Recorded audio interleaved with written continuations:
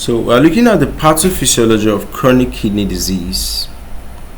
So pathophysiology, of course, you're actually trying to look at several factors that actually made the disease to come to be.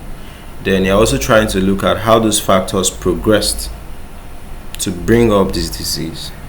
So for chronic kidney disease in children, to be specific, but I said that it's a gradual, of course, a multifactorial process. So several things must have contributed to this thing being a reality. Do you understand? So the process reflects both the underlying causes, that's what caused it, then also how the body was responding to the injury over time.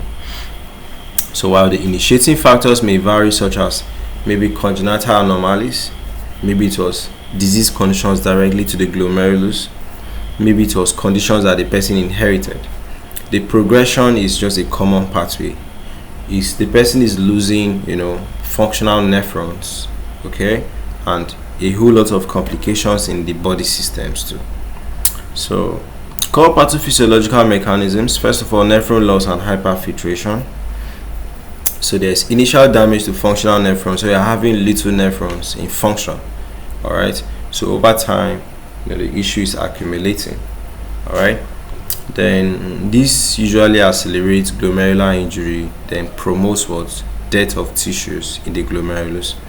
Then tubular interstitial fibrosis. So chronic injury triggers inflammation, fibrosis in the interstitial tissues.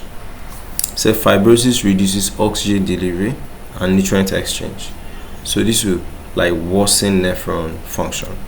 So inflammation and oxidative stress. So inflammation keeps going on. Reactive oxygen species are also there. Right. So this collectively causes cellular damage, apoptosis, then further death of tissues. Okay. So disruption of renal development. So in children, sometimes it's because their kidneys didn't develop properly. Okay. So this could lead to the nephrons are not functioning like in a kidney that's developed properly. Do you understand? Literally. So hormonal metabolic dysregulation, sometimes impaired function of the kidneys. Of course, the kidney produces what? Erythropoietin. So if you're having low erythropoietin, you're having low red blood cells in circulation, the baby or the child is having anemia. Vitamin D metabolism is not going on as planned. So you're having all those bone diseases and all. The renin-angiotensin system is not there fully, so you're having hypertension. Acid-base balance is not right, so you're having accumulation of acid in the body. That's metabolic acidosis. So pediatric specific considerations is this can cause growth failure, this can cause neurodevelopmental issues, this can cause issues in the heart. Okay, so disease progression, regardless of the cause, usually moves from the initial insult. Okay, then first of all, the body is trying to compensate.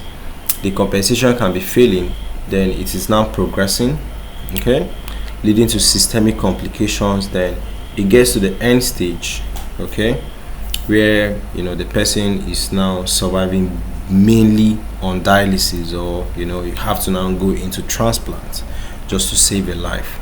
So that's for the pathophysiology of chronic kidney disease in children.